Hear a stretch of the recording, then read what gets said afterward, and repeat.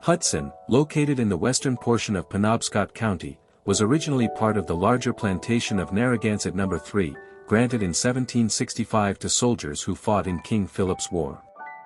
Settlement began in earnest after the American Revolution, primarily by veterans and their descendants.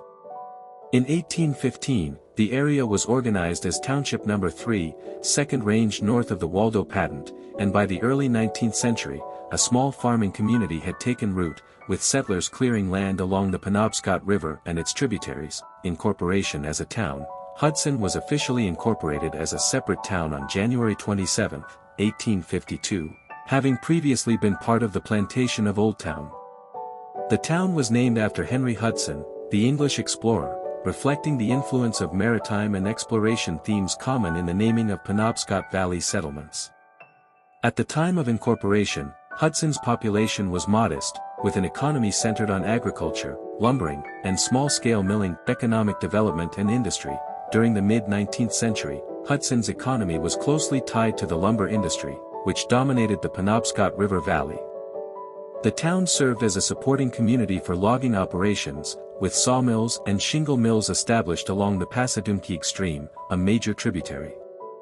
While Hudson never developed large-scale industrial facilities, its proximity to Old Town and the Penobscot River allowed it to play a vital role in transporting timber and supplying labor to the broader regional lumber trade. Population growth and rural character. Hudson experienced moderate population growth in the late 19th and early 20th centuries, peaking at around 1,249 residents in 1870.